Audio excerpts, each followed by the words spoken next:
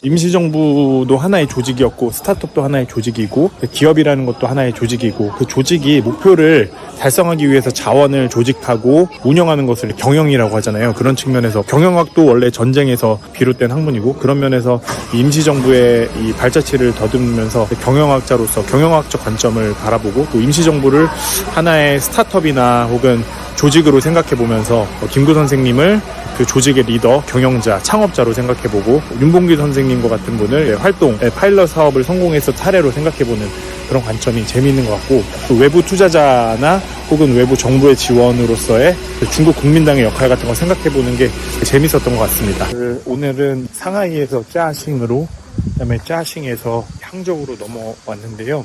오늘 느낀 점은 우리를 도와주는 그 외부 자원의 중요성에 대해서 많이 느낀 것 같아요. 우리나라 독립운동에 있어가지고 장개석을 지도자로 하는 중국 국민당의 지원이 진짜 너무 중요한 역할을 했고 마치 사업을 시작한 스타트업으로 치면 정부의 지원, 그란트나 혹은 엔젤 투자자의 엔젤 투자 같은 초기 단계 비즈니스가 아직 완전히 정착되지 않았을 때 초기 투자자가 창업가 스타트업의 비즈니스를 지원하고 아이디어를 지원하고 창출하고자 하는 가치를 인정하면서 지원해주는 초기 단계의 투자 자금 혹은 시드머니라고도 하잖아요.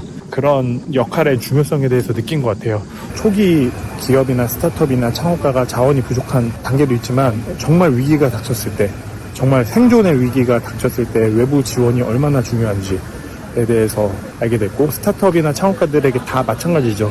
극심한 위기, 생존의 위기가 닥쳤을 때는 정부로부터의 지원이나 혹은 엔젤 투자자의 엔젤 투자 초기 자원이 없이는 당연히 생존을 하기가 어렵습니다. 그런 역할을 정부가 하는 것이고 엔젤 투자자들이 시장에서는 하는 것인데 국제 무대에서는 우리나라 같은 경우에는 독립운동하면서 임시정부를 도와준 생존의 위기, 생존의 위협이 있었던 그 시기에서 김구 선생님을 그리고 임시정부를 도와줬던 것은 중국이었다라고 할 수 있습니다. 두 번째는 외부 지원이 있기 위해서는 무조건 해주는 게 아니라 해당 기업이나 해당 창업자의 능력이 입증이 돼야 되거든요. 그러려면은 그 파일럿 사업의 성과가 있어야 돼요.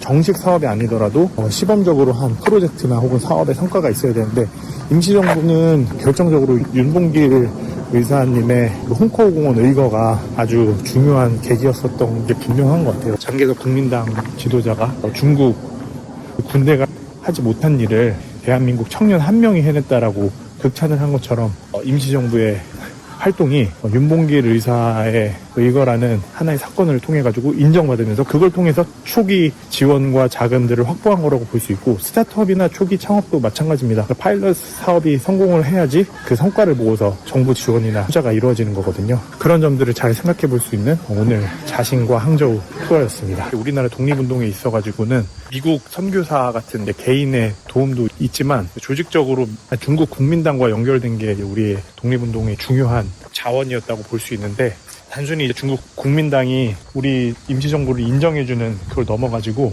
공식적으로 파트너십을 맺으면서 같이 군사적인 그리고 재정적인 지원을 함께 해주는 도움을 주게 됩니다. 상하이에서 1931년에 그 흥커우 공원에서의 윤봉길 의사의 의거가 있고 난 이후에 일제 반격이 워낙 거셌기 때문에 임시정부 요인분들과 임시정부가 위기에 처하면서 우리나라 민족 동포들을 위기에 처하게 할 수 없기 때문에 김구 선생님이 내가 기획한 것이다 라고 공개적으로 밝히면서 모든 추격의 화살이 김구 선생님으로 맞춰지게 되는데 임시정부 요인들이 돌아가시게 되면은 우리나라 독립운동의 명맥이 끊기는 거기 때문에 그거를 막기 위해 가지고 피난을 하는 과정에서 중국 자싱 지역에 있는 그 국민당 지도자 중에 한 명이었던 분의 역할이 정말 컸더라고요. 일단은 김구 선생님의 머물 수 있는 장소 2층 숙소를 마련해줬고 거기에도 일제 손길이 뻗치니까 자기 가족의 별장을 소개해줘가지고 김구 선생님이나 임시정부 요인들이 도망갈 수 있도록 해줬고 결국에 정말 극심한 위기를 벗어남으로 인해가지고 임시정부가 명맥을 유지하고 김구 선생님이 계속 독립운동 하시면서 나중에 문경 임시정부까지 이어져서 광복군이 창설되고 더 중요한 활동들을 할 수 있는 계기가 이어졌다라고 볼 수 있습니다.